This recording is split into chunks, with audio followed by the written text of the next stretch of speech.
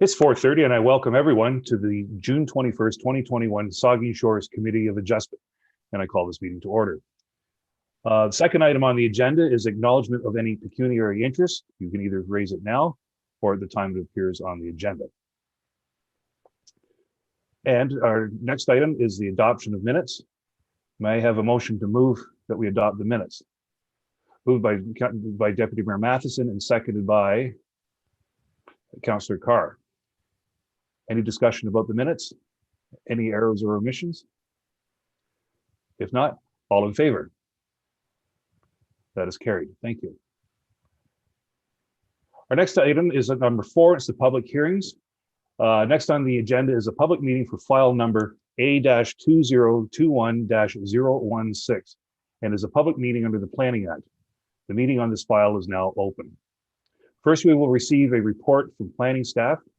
Then committee members will have an opportunity to ask questions, and I will ask them to reserve their comments on the application until we have heard from the public.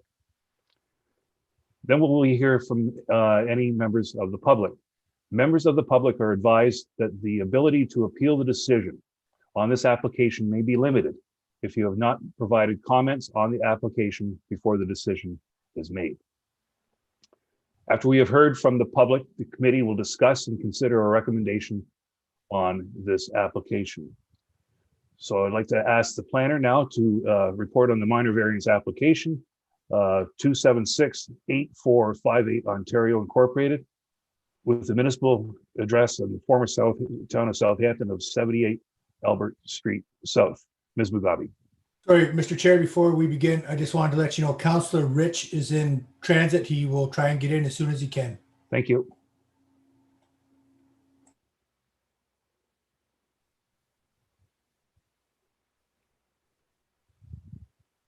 Yes, thank you, Mr. Chair. Can you see my screen? Yes, we can. Okay.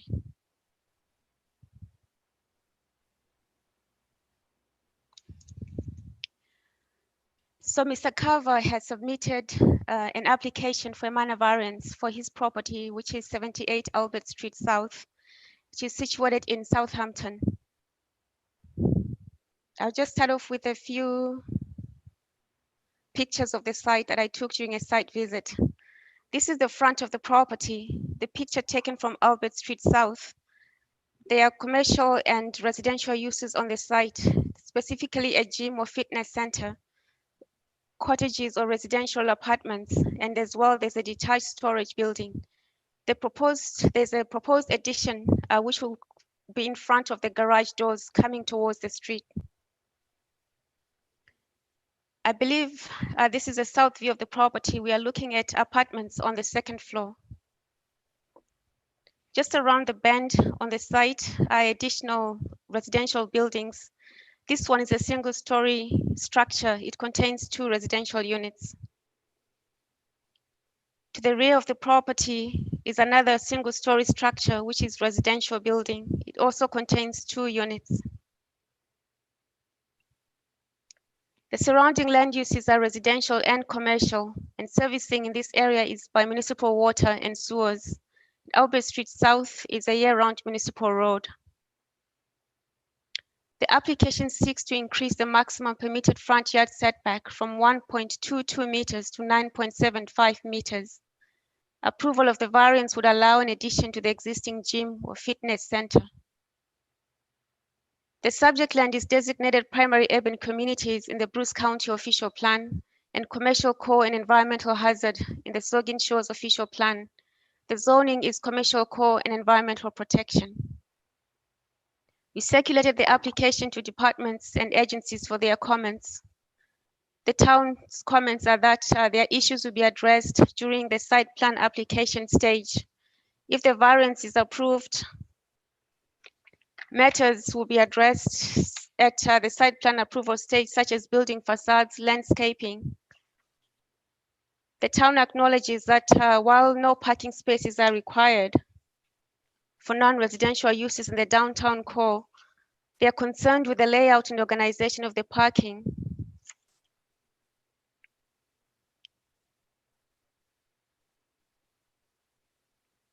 Between the street and the building. And they recommend that all parking be located to the side or the rear of the building. They also suggest that enhancing the landscaping in this area is a viable consideration.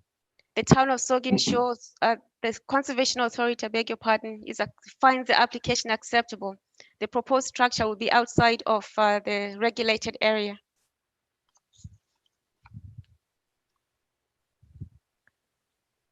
We've received comments. There are 3 sets of comments that we received from members of the public. 2 of the complaints are very similar in nature. Being a complaint has been filed with the town's bylaw enforcement officer, and 2 concerns have been raised. The first complaint is because of the loud music associated with the outdoor gym sessions. The neighbors requested a noise study be undertaken, and I quote from their comments that the sound emitted from the landfill is not acceptable to ourselves or our neighbors. The music with racist and offensive backgrounds is not acceptable in our diverse community. The second complaint is that the build is to be at the front of the building that used to hold gas holding tanks. The ground was dug up at one time, but was put back during the night is what they have said. So they are requesting a soil study to be undertaken by the applicant and soundproofing of the new facility. And my response to them was that the town's bylaw does not regulate noise levels pertaining to commercial areas. The proposed use is permitted and is not a new use or change of use on the site. The application is simply to extend the building. Mr. Carver is of the opinion that the addition will help remedy the noise situation by creating more internal space for activities to occur, which will make the business less reliant on the parking lot for activities. In our opinion, it is likely in Mr. Carver's interest to try and resolve the matter amicably with the neighbor. And respecting the soil study, it is beyond the scope of the subject minor variance application to request a record of site condition. A record of site condition is generally required when there is a proposed change to the use on the site to accommodate more sensitive uses than are currently permitted through the zoning bylaw. Other comments that have been received state that there was insufficient notice given to members of the public. And my response has been that the notification meets the 10-day Planning Act timeframe required of the Planning Act. Just this morning, I received comments from Patricia Campbell, and she wants to know how she can change the noise bylaw to apply to commercial areas as well. As that is beyond the scope of this minor variance application, I have directed her to the town's bylaw enforcement officer. Now I'll speak to the 4 tests of a minor variance. The first test, does the variance maintain the intent and purpose of the official plan? The existing uses and the proposed addition to the gym building are permitted on the site. The application maintains the intent and purpose of the county and town official plans. The official plans do not specifically address setbacks to lot lines. With respect to test number 2, does the variance maintain the intent and purpose of the zoning bylaw? Section 12.3C states that front and exterior setbacks shall have a minimum depth of 0 meters and a maximum depth of 1.22 meters. The existing development is set well back on the property from the front lot line, such that the proposed addition to be attached to the existing building exceeds the maximum required front yard depth of 1.22 meters. And the intent in requiring buildings to be close to the front and exterior lot lines is to create vibrant and street-focused development. The variance maintains the intent and purpose of the zoning bylaw. The third test of the minor variance is the variance requested desirable for the appropriate and orderly development and use of the lands. Additional development can be accommodated without jeopardizing the overall functionality of the site. The proposed building brings development closer to the street, which is in the public interest. Generally, buildings located close to the street line of their frontage reinforce the street edge and promote the pedestrian scale of shopping streets and public spaces. The variance maintains represents an appropriate form of development for the use of the land? Is the variance minor in nature? It is not expected that permitting the variance will have any adverse impact on the character of the area. Further, there are no adverse impacts to the natural environment, and there will be no adverse effect on municipal functions. The variance is minor in nature. Just to recap, a minor variance is requested to facilitate the construction of an addition to the fitness center or gym building. The application is consistent with the provincial policy statement. It upholds the objectives of the Saugeen Shores official plan and represents good land use planning. The application satisfies the 4 tests. With respect to a recommendation, staff recommends approval of the subject application pending conditions on the decision sheet. That concludes my presentation. Thank you for your report, Ms. Mugabe. Are there any questions for the planner from the members of the committee? Just I can see here. I'm back and see. Does anybody have any questions from the committee? Seeing none, we'll now hear from the members of the public. Is the applicant or agent present? I don't believe so. They are. There are actually two, both Cole Learn and Jeff Carver. Oh, I guess. see them there. Yeah, but, okay. Mr. Carver, do you wish to make a submission? I was going to speak on that behalf. My Okay, name's Mr. Cole. Learn. Yes. Would you please state? Thank you. Would you please state your name for the record before making your comments, please? For sure. My name is Cole Learn, the owner of Learn Fit Strength and Conditioning. Okay. Welcome. Thank you. So we just wanted to touch on a couple of things that were in the minor variance there. We do agree that the gym does bring off some noise and it has affected some members of the community. And the last thing we want to do is upset anybody that lives around us or anything in that regard. The main complaint that was mentioned in the minor variance there, we have since actually gone over to their place. We had a good conversation with them, and we agreed that we could go through a couple different steps to prevent some noise, and kind of told them where we were coming from and what the addition was meant for, which is actually to limit the amount of noise. And it was a really good conversation, and we finished with a good handshake, and they were okay with it. Regarding to the noise, I have done multiple steps to try to prevent it. I've messaged our members for the morning classes to bring their own headphones, as we can't play music in the mornings. I've messaged all my coaches telling them that we really need to be vigilant on the amount of noise that we're putting out into the community. I've also told them that we don't want any music with any swear words in it, so we only play clean music. We have talked to other neighbors. I have given out my cards. I've given out my number. If anybody thinks the noise is too loud, I've told them to message me and I'll get it taken care of immediately. So I've opened a line of communication with multiple members of the community that live around our site. And the addition, we've obviously been pushed outside by the government, which is why there is so much noise being permitted into the community. So we've kind of got our hands tied behind our back in that regard. The music is a big part of the experience of coming to the gym. So we're trying to kind of meet them halfway where we can not upset people in the community, but still give our members a good experience. The addition is going to give us more space, quite a bit more space. It's going to be insulated with spray foam, which will keep the noise to a very minimum. And we're going to do everything we can to keep that noise down.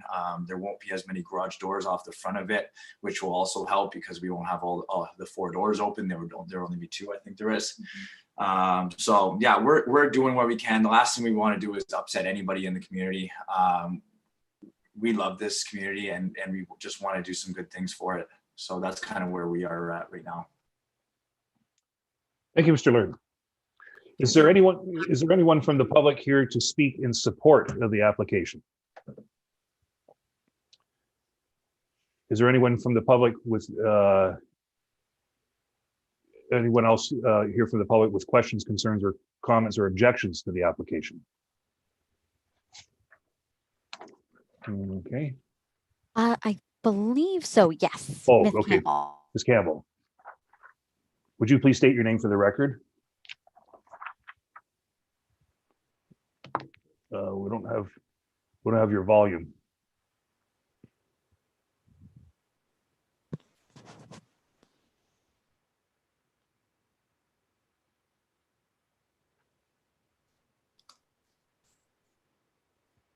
try to troubleshoot this. Allison, what do you do? Patricia, are you on a laptop or computer? Look in the bottom left-hand corner. You're going to see something that looks like a microphone, and you're going to probably you're going to notice maybe it's not on the right audio function. Click the little arrow to the side of it, and maybe just choose computer speakers. It might have defaulted to something silly.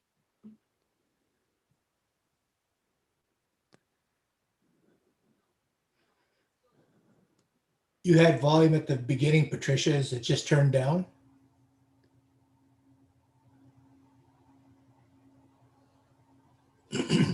Or did you switch to headphones or anything?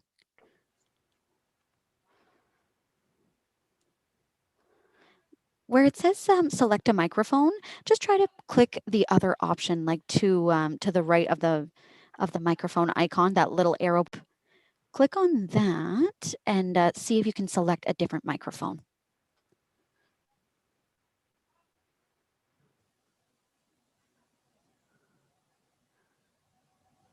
That is so strange because I heard you earlier. What about having her log out and log back in again? Yeah, we can try that. Yep.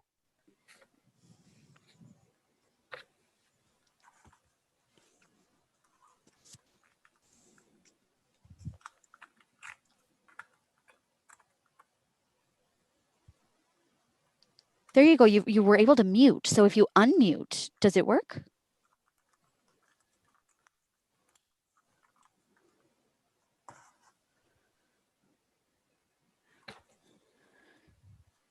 Here, I can send you a prompt as well. Something should pop up on your screen.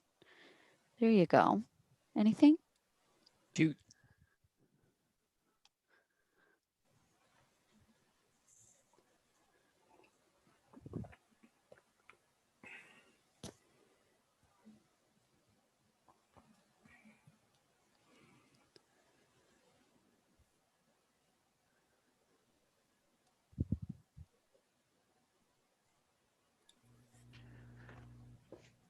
Allison, I just want to mention, I think there's a dial-in number as well in the Zoom Yes, link. there sure is. If you go back to that email I sent you, Patricia, you can actually phone in. You'll just need the credentials that are in that email, the meeting ID and the password, and you can telephone in if that works. Okay. Oh, I hear you. Okay. There we I have go. no idea what I did. Okay. Now that we are over that hassle, good afternoon and thank you for the opportunity to discuss the situation. So I am Patricia Campbell. I am at 65 Albert Street across from the property. And I have been here for almost 30 years. And I am a business owner, a landlord, and also a shift worker.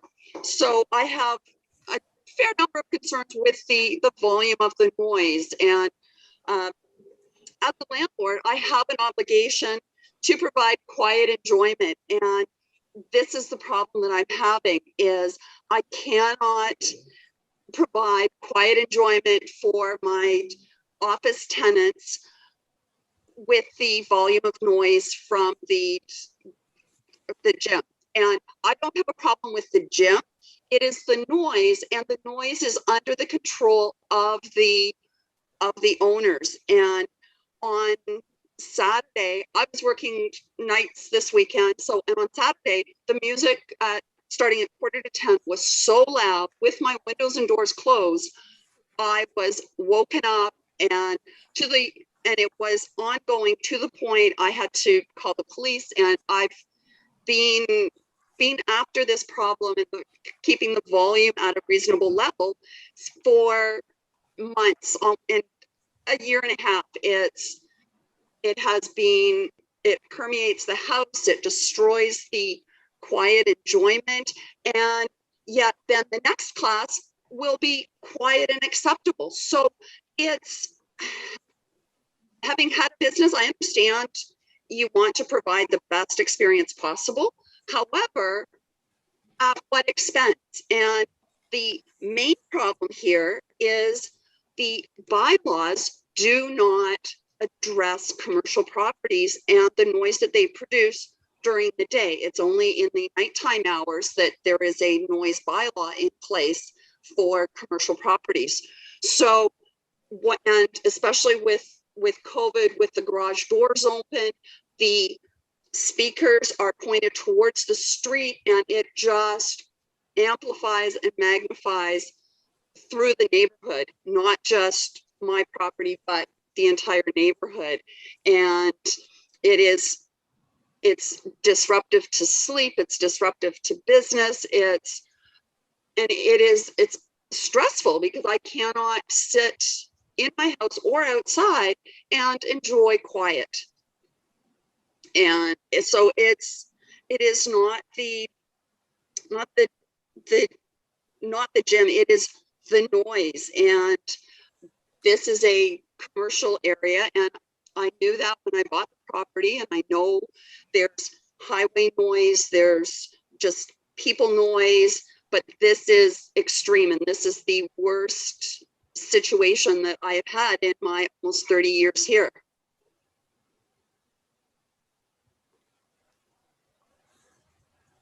Thank you, Ms. Campbell. Are there any written submissions that were not already discussed in the planning report presentation or oral submissions? Do any committee Just, members? I do want to highlight that I think there was 2 emails I forwarded today that were additional comments that they addressed similar topics, but I wanted to highlight that they were circulated to the committee. Which we have receipt of. Correct. Yeah. Okay. Do any committee members have final questions before we close the public meeting and to discuss the application? If not, I now declare the public meeting to be closed. Are there any comments from the committee on this application? Seeing none, do I have a motion? Ms. Kuntz? So I understand that it is not, thank you, Mr. Chair. I understand that it is not our job to do anything about the noise complaints. Is that accurate? Yes. What can be done to help this situation? Mr. Posner? Well, I just wanted to clarify, just to be clear, the task is to consider the front yard setback request, and it would be, your job would be, are there conditions that relate to the front yard setback request that can be attached reasonably to the decision? The noise bylaw is a bylaw that the town has control over. It's council's bylaw, so they would be amending that bylaw, not this committee. Okay, and there are no conditions that could attach to the variance approval for moving the gym closer to the street that would mitigate the sound issue, is that right? Well, I guess I don't want to say none because I'm not an absolutist, but from my perspective, the types of things that would be beneficial in this application review are ensuring the site plan gets integrated, that maybe perhaps the parking areas are addressed, that they certainly can generate noise. I don't know if of the type of noise that is being identified. Are there things that could be reasonably, I'm struggling to put what they could be because I think it's not recommended. What could they reasonably put towards for the front yard setback request? Okay, thank you. It's also, Barbara may have her own thoughts, and I always want to be careful. I don't want to step on the planner's toes. They have their own recommendations, so. No, I have nothing further to add. Thank you, Mr. Posner. May I have a motion to approve this application subject to the conditions on the decision sheet? Moved by Councillor Carr, seconded by Deputy Mayor Matheson. Any discussion? If not, all in favor? Opposed? 3-1, so Matheson, Carr, Kuntz, and nays was Member Barwell. The motion is carried. Thank you.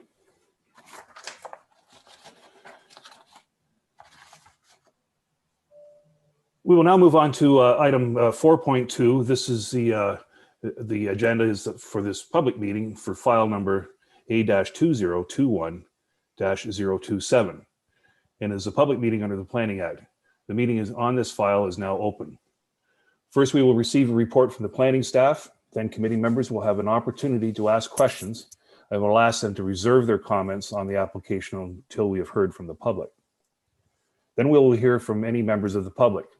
Members of the public are advised that the ability to appeal the decision on this application may be limited if you have not provided comments on the application before the decision is made.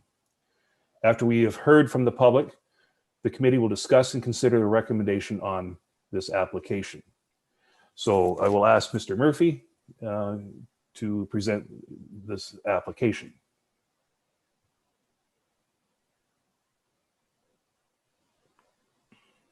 Thank you very much. So I'm here to speak on behalf of file number A27 for Annette Frank, who is the applicant. So the property is located at 684 Gustavus Street in Port Elgin at the corner of Hillcrest Street and Gustavus Street.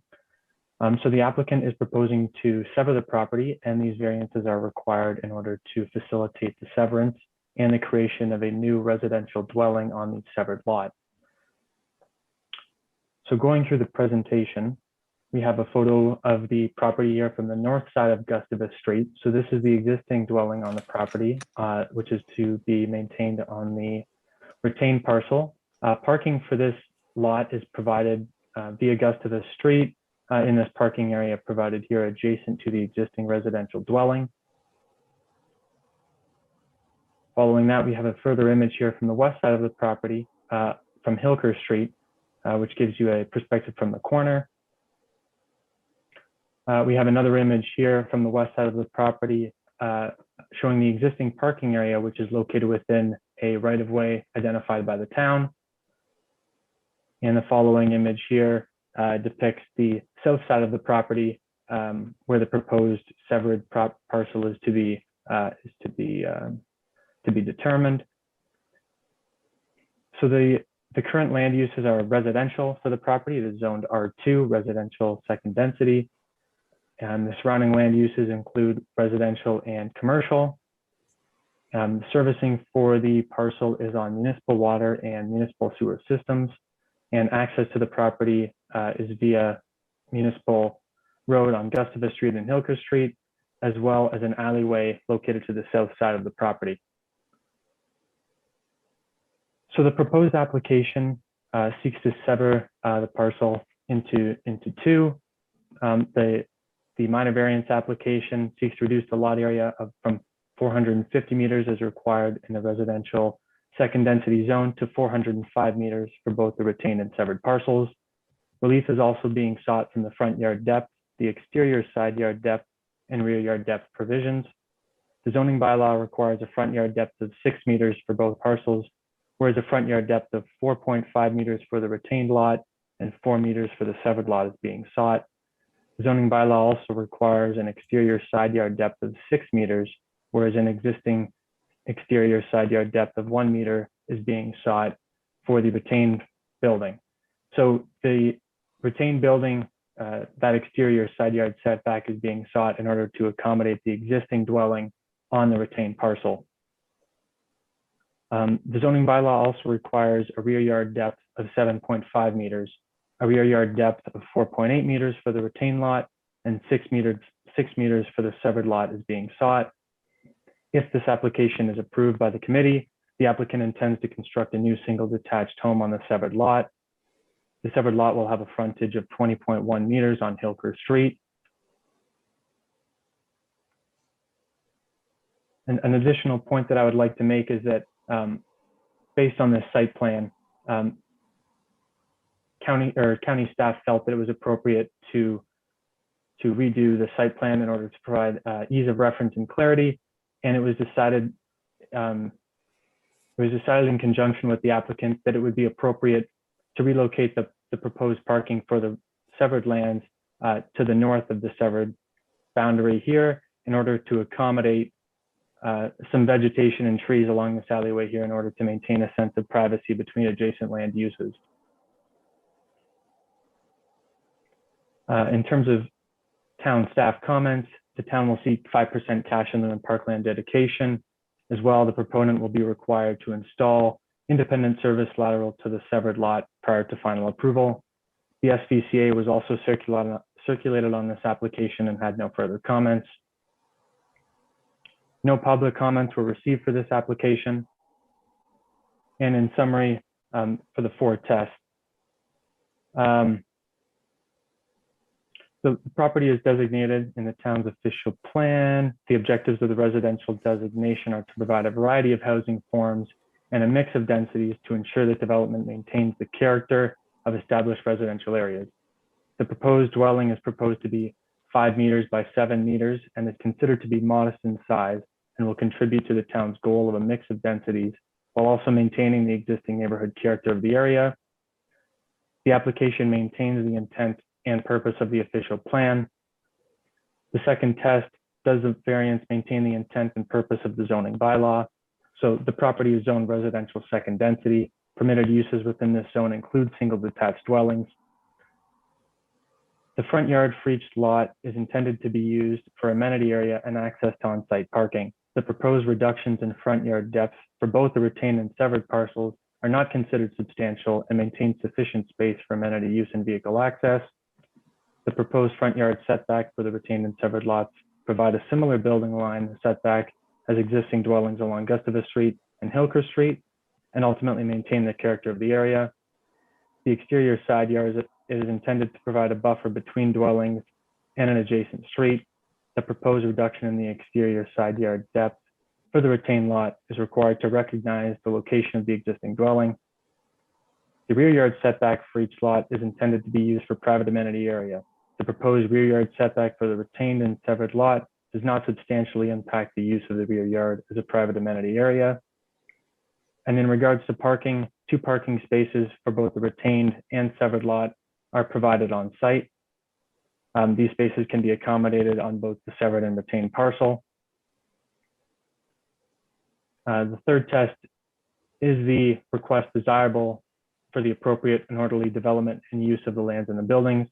So the proposed development associated with the variance is appropriate for the land and is compatible with the residential nature of the property and the surrounding neighborhood. The proposed lot area is similar in size to other surrounding lot areas, including 769 Elgin Street, which is 392 square meters and is also zoned residential second density, 787 Elgin Street, which is 405 square meters, so the same as what's being proposed in this application, and is also zoned residential second density. The front yard depth is similar to existing dwellings on Gustavus Street and Hillcrest Street, and the proposed rear yard depth maintains a sufficient buffer distance between adjacent residential dwellings.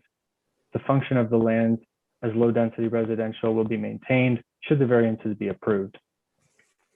Additionally, there are no impacts to municipal maintenance functions associated with the proposed variance. Therefore, the variance represents an appropriate form of development for the land. And the final test, is the variance minor in nature? So whether a variance is minor in nature is evaluated in terms of the impact of the proposed development and its expectations to have an impact on the surrounding neighborhood. So the biggest concern with this application was mostly in regards to being able to accommodate parking on site. So parking for the existing and the proposed single detached dwelling can be accommodated on the retained and severed parcel as mentioned. Like I mentioned before as well, for staff's recommendation, it was suggested that parking be located to the north of the severed parcel in order to maintain the existing trees and vegetation located to the south of the severed lands. The proposed reduction in exterior side yard depth is considered minor as it is needed to accommodate the existing dwelling on the retained lot. The proposed front yard setbacks for the retained and severed lot provide a similar building line and setback as other residential dwellings along Gustavus Street and Hillcrest Street. And the proposed rear yard setbacks provide adequate amenity area for both the retained and severed parcels. Therefore, the variance is considered minor in nature. And just as a recap, the variances requested are for lot area in order to accommodate the severed and retained parcel. The lot area proposed is 405 square meters, whereas the required lot area is 450 square meters. The other variances requested include a rear yard depth of 6 meters, whereas a front yard depth of 4.5 meters for the retained lot and 4 meters for the severed lot is being sought. The zoning bylaw also requires an exterior side yard depth of 6 meters, whereas an exterior side yard depth of 1 meter is being sought in order to accommodate the existing building on the retained land.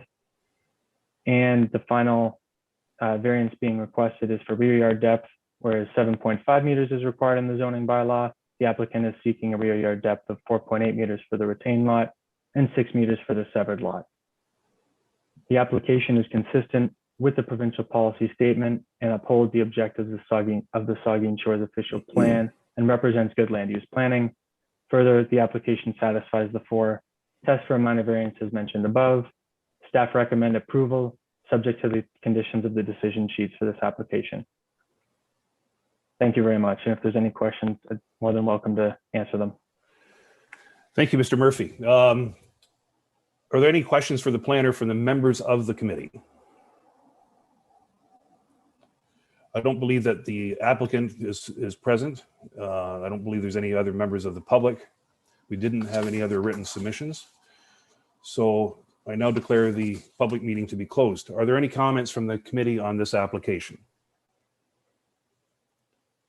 Seeing none, may I have a motion to approve this application subject to the conditions on the decision sheet? Moved by Ms. Kuntz, seconded by Ms. Barwell. Any discussion? If not, all in favor? That is carried. Thank you. Thank you very much. Thank you. Our next meeting date will be, to be confirmed, will be July the 19th. And may I have a motion to adjourn? Moved by Deputy Member Matheson, seconded by Ms. Kuntz. All in favor? Thank you. Thank you, everybody, for your participation.